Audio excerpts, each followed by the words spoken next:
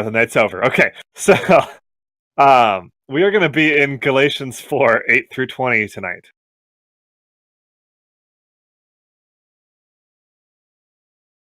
So the link is in the chat. What did we talk about last week?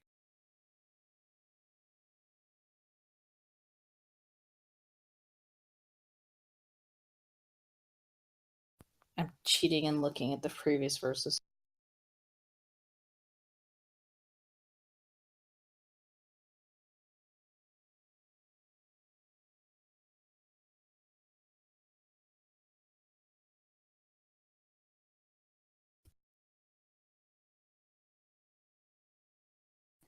We talked about what the elementary principles of the world meant, and a little review about pedagogues and inheritance of sons. Yeah.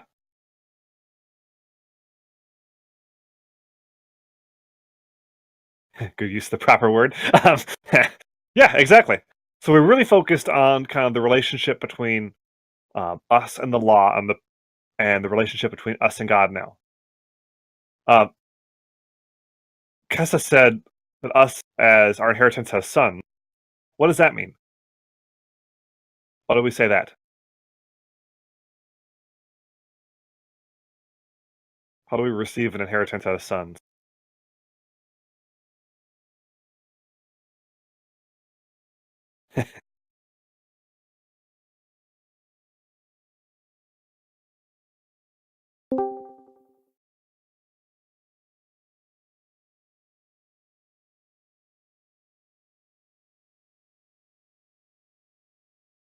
Yeah, so inheritance is what we'll receive. We talked about how we're not just saved from slavery to sin, slavery to the law, but we're saved to an inheritance. So the metaphor that we talked about was how if you were going to go back to the ancient world to try and understand what Paul is talking about, you shouldn't just go to a slave market and realize that we were saved from that, but you should go to the estate of a rich family and realize that we are saved to something like that, to a great inheritance.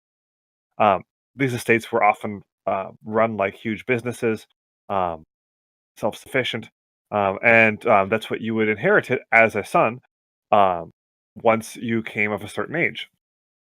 Now, we talked about how when we say that our inheritance as sons, and Paul says that we're not saying that only the men in the church are going to receive an inheritance. Quite from it, the men and the women in the church were spoken of as quote unquote sons of God, and the reason why they use that that noun is because the sons were the ones who received the inheritance. So it's not a put down to women.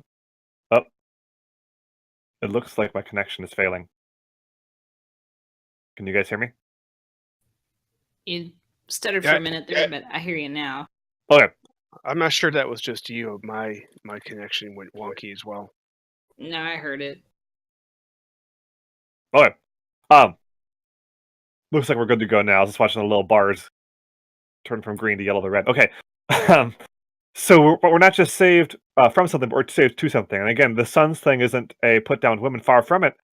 It was talking about how both both men and women, both Jew and Greek, both slave and free, everyone is equal of value before God. Everyone, thanks to Christ's sacrifice, receives the rights of a son of God, which means that we will all receive an inheritance, not based on what we've done, but based on what Christ has done.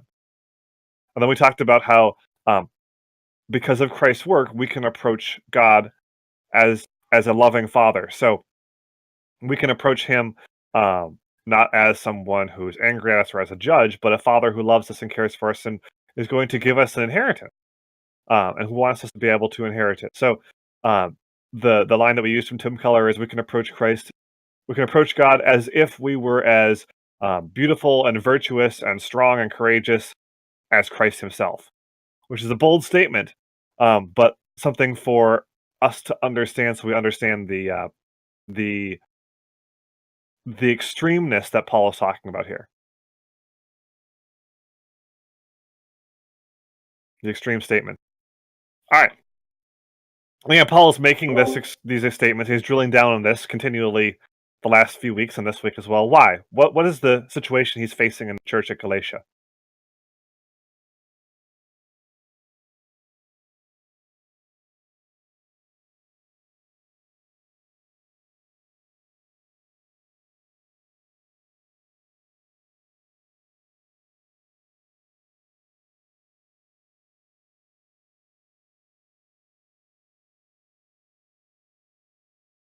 Yeah, he's facing a Jesus and situation.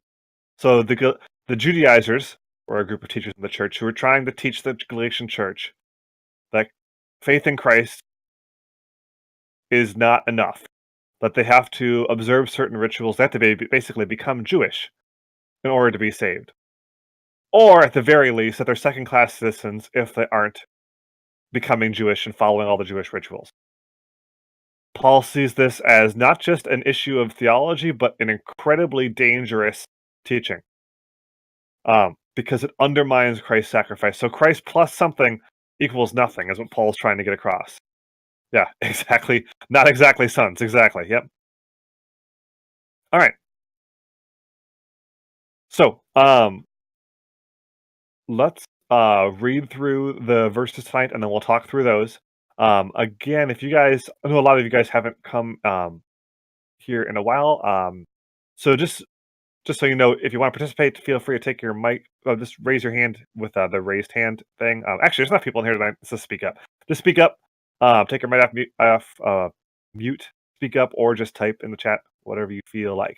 But we're pretty interactive around here. All right. So, chapter 4, verses 8 through 20. Can I have a volunteer to read the whole section?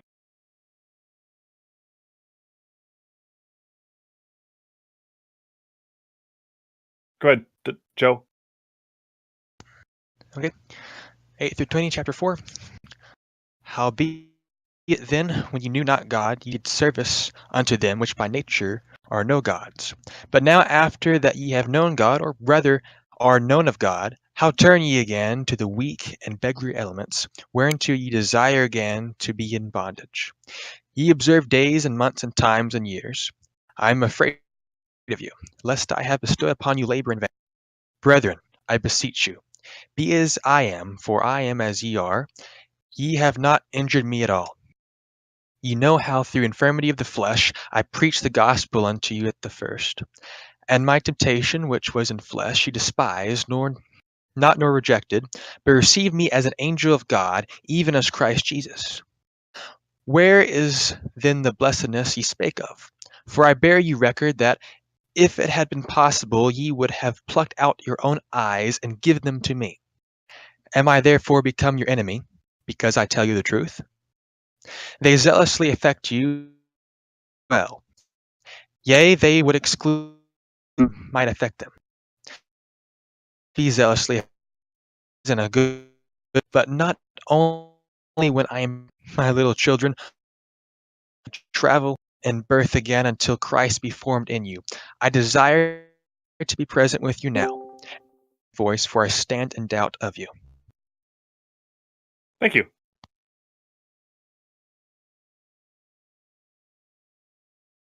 All right. So we're going to take a look at the first verses 8 through 11 first, and then we're going to take a look at verses 12 through 20. So let's start with 8 through 11. So he talks about how they were formerly enslaved. What were they formerly enslaved to? What's he referring to here?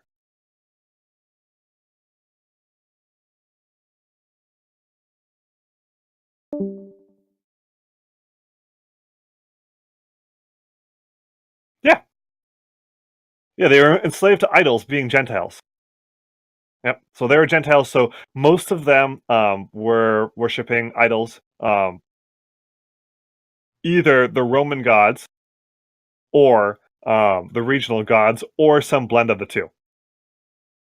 With a lot of people in the ancient world, worshiping one set of gods did not preclude you from worshiping another set of gods. The Jews were kind of unique in that. So most likely some blend of Roman, Greek, and regional gods is what they were worshiping, but definitely idols. Formerly, when you did not know God, you were enslaved to those that, by nature, are not gods. So it's like, remember when you used to worship idols? It's like, and they're like, yeah, we're safe from that. We know that we're not worshiping idols anymore. Then what does he say in verse 9?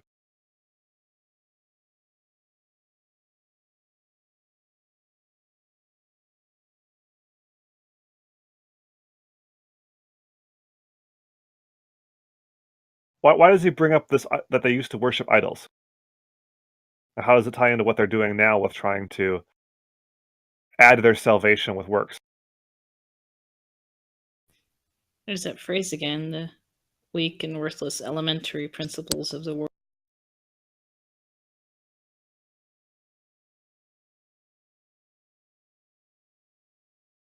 Yeah.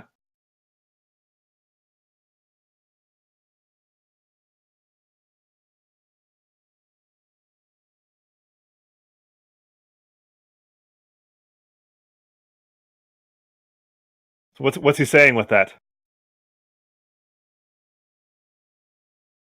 Okay.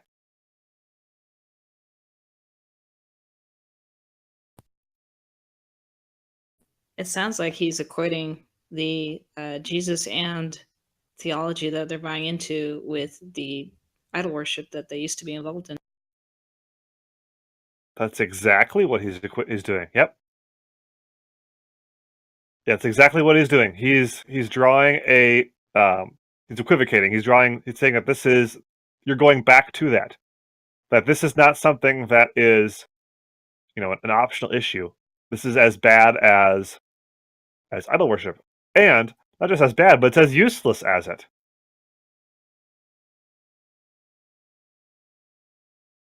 And that shouldn't surprise us,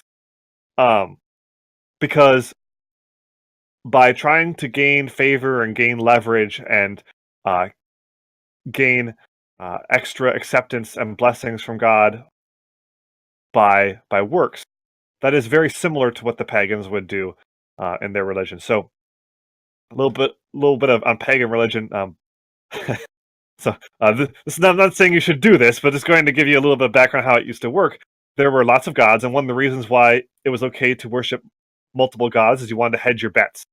So each god kind of had a specialty. None was necessarily all powerful. Some were more powerful than others. But the more you keep on your side, the better off you'd be. And what you would do is you would give sacrifices to these gods. Um, you would pour out libations, which is just pouring out wine or offerings or whatever. You offer parts of meat as animals. You would burn certain things on fires. Sometimes it was gold and precious metals. Sometimes it was just animals or whatever. On a rare occasion, it was actually humans. Um, and then what you would do is you would try to please the god with this, and then there was always a leverage element to it. So you would do that with the intent of getting something back from the god. You would do it to try and get leverage over your neighbors, to try and get something for yourself. Now, what are the Judaizers trying to do? They're trying to get leverage over God with their works. I hate to mention the patron saint of one of the patron saints of the CC Bible Study, Tim Keller. But there is yes, Kessa. There is a great book about this called "The Prodigal God" by Tim Keller, where he talks about this, where he talks about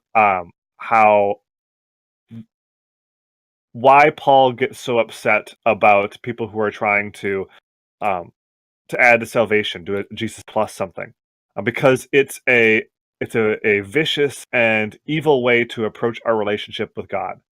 It's as bad as the as idol worship. It's arguably worse because these people should know better, and they're acting like they're better than idol worshippers, but they're doing the exact same thing. Does that make sense?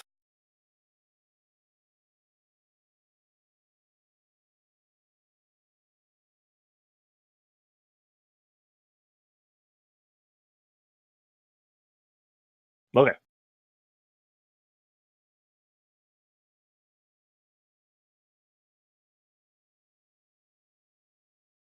Moreover, it is an incredibly stressful and difficult way to live. We've just talked about for multiple weeks how we can't measure up, we can't save ourselves through works, through the law, etc. How it is never meant to save us, and it's kind of like it's being a slave to it, right? We're saved from that. So going back to last week's example of how we are saved from the slave market, somebody who has no rights and is basically a piece of property, to heirship, to sonship, being the inheritor of this vast state. We've gone from that, but now what do these people want to do? They're wanting to leave the estate, leave the position of authority and inheritance, and go back to the slave market. So in their attempt to elevate themselves, they're actually returning to slavery. And what Paul's saying is that's ridiculous. It doesn't make any sense. Why would you want to do that?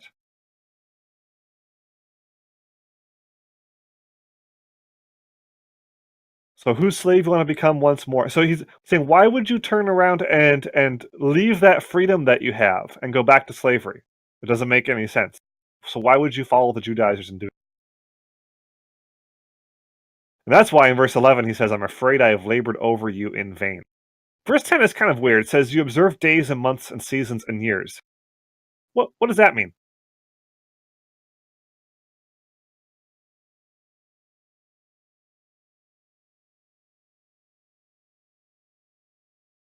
Yeah. Jewish holidays and sacraments, yep. So they would do these things as a part of being Jewish, part of drawing themselves closer to God, sort of thing. Yeah, festivals, etc. Yep. And some of these days, like Yom Kippur, were considered things that were necessary for salvation. So, some denominations wrongly interpret this verse to mean that we can't do things like celebrate Christmas, Easter, Thanksgiving, etc. Sometimes you just look at people and you're like, this is why we can't have nice things. And that would be one of those things. This is not talking about that. Because we're told to have certain rituals like communion and baptism. But we need to understand that those things don't I think we all understand that those things don't save us as Protestants. It's one of the things that Protestants are actually pretty good at. If anything, we underemphasize those things a little bit. I don't think anyone here is saying that if you don't celebrate Christmas or Easter, you're going to hell. If if you do think that, come talk to me afterwards, and I'll explain to you why that's not necessarily a biblical way of looking at it, and we can go from there. Sorry, I'm normally a little bit more open to dialogue about certain things, but yeah, that one seems pretty clear to me in light of rest of Galatians. So, yeah, and just a common sense thing. Okay, so verse 11. In light of these things, in light of them returning to bondage, he is afraid that he might have labored in vain over them. Let me rephrase it the way that Paul actually says it. I'm afraid that I may have labored over you in vain. There we go. Syntax right. So he's worried that all of his work and teaching will be for nothing because of the beliefs that they're going into. Because again, Jesus plus works equals salvation. Jesus, faith plus works. The idea that you have to follow these rituals, have to have the law in order to be saved, means nothing. It makes the grace of Christ ineffective. Jesus plus equation equals 0. Talked about that. Okay. Any questions or comments on that before we move on to the second section? People really use that verse against Christmas? Yes. Wow. Okay. Yeah. JWs, I tell you. I've heard something about that, actually. But yeah, I don't want to derail the study. Yeah, we can talk about it afterwards. I had a lengthy conversation with former coworker of mine about it, whose wife actually believes that and brought in elders of the church to try and convince him of it. It was an entertaining conversation.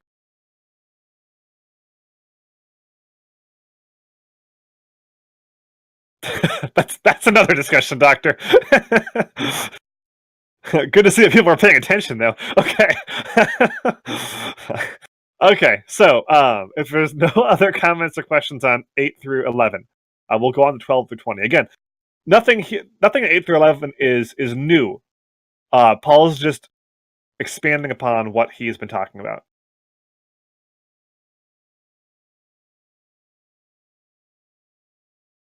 Okay, 12 through 20. I'll reread this quick. Joe did a great job of reading it, but we've just talked about something else quick. So let me just read through this, and I got a couple questions for you guys about it.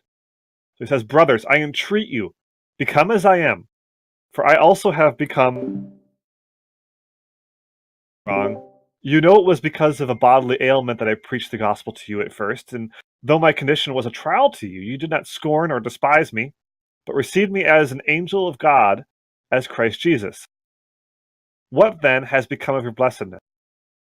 For I testify to you that, if possible, you would have gouged out your eyes and given them to me. Have I then become your enemy by telling you the truth? They make much of you, but for no good purpose. They want to shut you out, that you may make much of them. It is always good to be made much of for a good purpose, not only when I am present with you, my little children, for whom, again, I am in the anguish of childbirth until Christ has formed in you. I wish I could be present with you now and change my tone, for I am perplexed about you." What jumps out to you about this? What's the first word that pops into mind about that? Or the first phrase?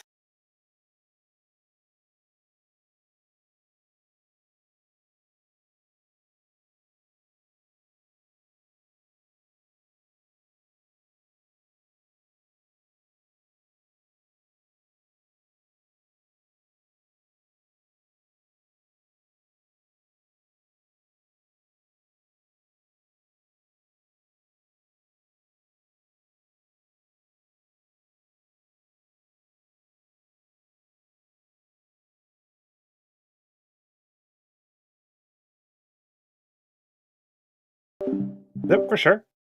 This is not a trick question, so don't be afraid to answer.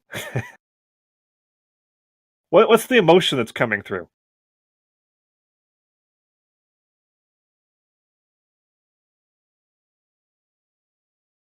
Because he is making an emotional appeal here. He's used logic throughout the rest of the letter, and he's had flashes of rage for sure. What's the emotion that's coming through here, or some of the emotion? It's like perplexity, remembering how they were, and then how did it come to this, and the grief that comes along with it.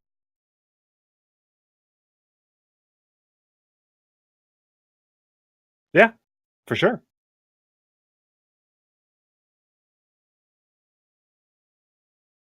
Doctor says from logos to pathos, the Greek. So for those of us who don't speak Greek, he's talking about he's moving from logic to emotion. Granted, there's way more wrapped up in the word logos and pathos, frankly, than that. But that's quick and quick and short translation for you. Yeah, he's kind of confused. He's kind of almost bewildered. It's like a frustrated bewilderment in some ways, Joe.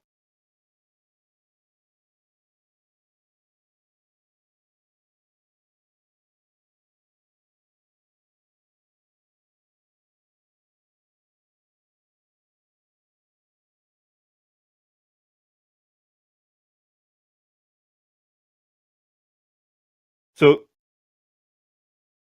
yeah, concern, love, frustrated, confusion, definitely emotional appeal. I there's also an element of betrayal here, which isn't something that we think about that often. But Paul's human, um, and I think that to have these people that he had such a good relationship with, and such a good ministry with, and who supported him and loved him, helped him when he was in a really dark place, to have them uh, allying themselves with teachers who are against everything that Paul is for and that Paul has done public battle with in Jerusalem and throughout the Christian world at the time, I think it's understandable as to why Paul would feel betrayed. And I get that that vibe throughout this.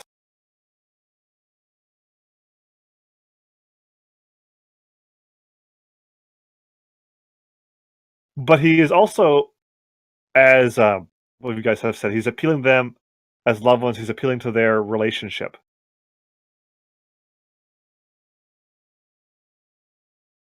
So what can we learn from this? Is there anything to be learned from this, or is it just kind of a snapshot of where Paul's at with them?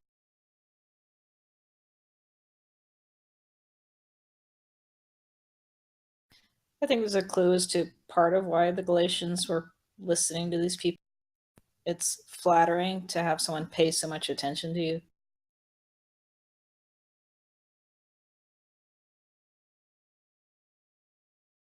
Yeah. Yeah, that's very true. Especially for those of us with ego problems. It's very true. It is flattering to have someone pay attention to it. It can get you into all sorts of trouble.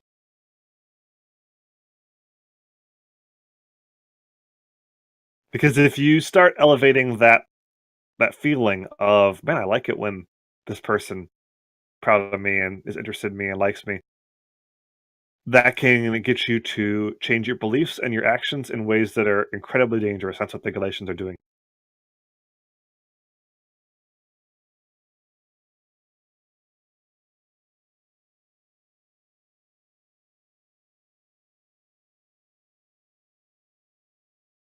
And Paul talks about that in verses 17. They make much of you, but for no good purpose. He's like, so they're they're interested in you. They're making you feel good, but for no good reason. They want to shut you out, that you may make much of it. So he's like they're being nice to you. They're treating you well, basically for the purpose of entrapping you, so that you'll have to treat them well. Because again, in the Judaizers' world, the people who are at the top of the food chain are the Judaizers. They're the ones who are the most perfect, closest to God. We've talked about spiritual abuse before, and the Judaizers are a pretty classic example of that.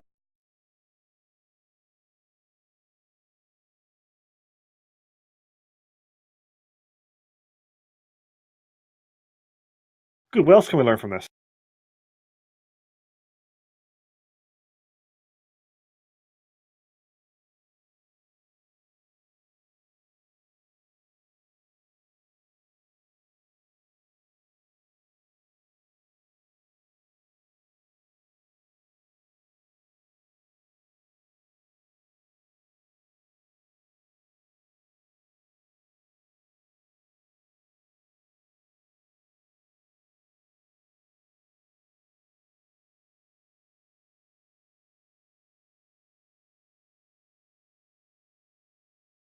Is there anything else to be learned from this?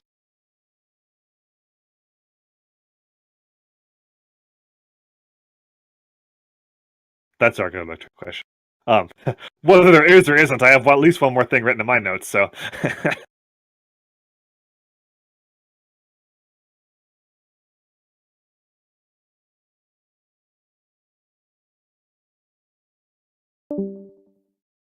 yeah, okay. Kess had eye problem. Yeah, yeah. The Galatians treated Paul a lot better than we treat football, to say the least. That's one thing I take away from this. Another thing is that, football jokes aside, that the and not just the eye problems, although that is some people think that when Paul's talking about the thorn in his flesh, is that they think Paul had vision problems. Whether that's the case or not, I think that that's probably a little bit bringing a little bit too far into this. We know that Paul did have some health problems that they frustrated him a lot, but that was one of the things that God used to draw Paul closer to him, keep him humble. Um, which is difficult, but I think important for us to understand. But that's a whole other study. What I think we can gather from this here tonight is that it's important to have a relationship with the people that you're going to try and correct, and to do it in the right spirit. So this is something where I see a lot of, especially Baptists, and I'm a Baptist. Uh, so when I make this criticism, it's also a self-criticism. It's easy to tell someone that they're wrong and try to correct them, in kind of a cold, logical way, using the logos as the doctor was saying. But it's pretty ineffective unless we also have a relationship with them. And if we are going to go out there and try to correct someone, we better make sure of two things. Number one, that it's for their good and not for our good. That's something that's actually going to keep them from harm, and not just make ourselves feel good about, oh, now I get to go up and teach this person something. Again, some of us need to check our egos, myself included, especially me, in fact. And number two, that we communicate to them why we're doing it. So Paul doesn't just unload on them, although he does unload on them, and he comes across very angry. We've talked about some of that. He's using certain language that would, in the ancient world, kind of be considered vulgar or swearing in certain parts. We've gone over some of those. But he's doing it because he honestly cares about them and honestly loves them. And he remembers how they showed love to him, and he wants to help them. He knows that these people that they're listening to and that they're elevating are dangerous for them, and he's not unloading this letter on them because he hates them and hates those people. He's unloading this letter on them because he loves the Galatian church, and he doesn't want to see them victimized by the people. And the fact that they're allowing themselves to be victimized by these people makes Paul angry. And he doesn't try to hide that, but he explains to them why he's angry. He's saying, what he's saying here is, I don't hate you guys. I love you guys. He's reminding them of the relationship that they have and how much love they showed him and how much he loved them and still loves them. And that's why he is writing this letter to them. Not because he hates them or wants to elevate himself. Quite the opposite, because he loves them and he's worried about these false teachers taking advantage of them. And I think that's important for us, especially those of us who can deal in more hypothetical sometimes. Remember that when we approach people, and that there are appropriate times to approach people that we love and let them know that what they're going to do, what they're doing is harming them, and that they should stop doing that. But when we do that, we need to have that be motivated by love, and we need to communicate. It's our responsibility to communicate to the person that we're talking to that this conversation that we're having with them is motivated by love. And I say this because I have failed to do this in the past. In the past, there is there's a member of my family who I had I won't say who it's not Lady Younger, so let's put that out there. It was a while ago, but it's somebody in my family who I was talking to, and they were doing something I felt was harmful to them, and was not communicating it in a way that was getting through to them. And they came to me later, and they kind of blew up on me. And they're like, "I don't understand why you hate me and think that you're better than me and all these things." And I didn't realize that I was coming across that way to them.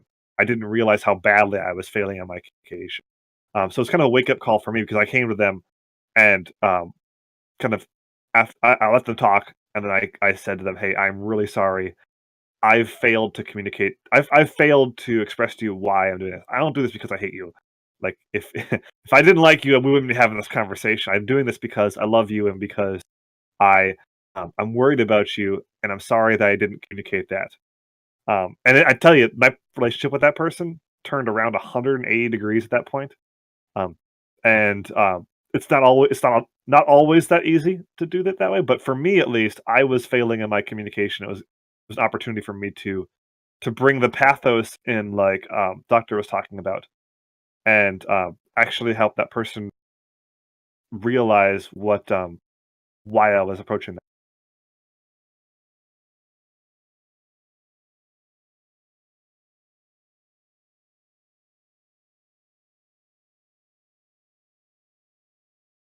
Yeah, it's a good point, Cass. And for Paul, again, he's not angry because he hates these guys. He's angry because he loves them. We've This has been talked about, I think here and other places too, about how anger is not the opposite of love. Quite the opposite, apathy is. So if you love someone or something, um, it's quite uh, likely that you will be angry um, in that relationship at some point because that love you have for them um, will, if that person is threatened or something comes in there, that anger will be part. If you don't love something, you don't care about something, uh, then it won't because apathy.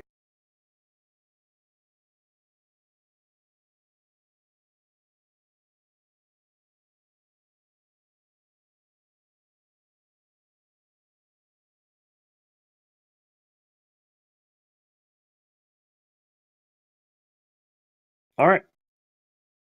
So that's what what I had. Anything else that you guys see that jumps out at you about this, or do you want to talk about from this side?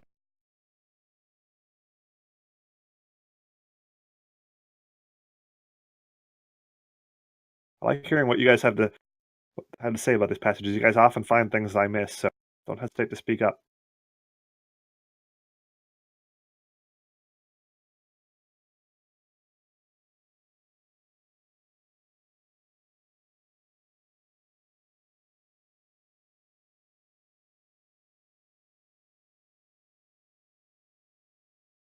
Okay. Well, if there's nothing else, I'll close out in prayer. Any prayer requests we didn't get the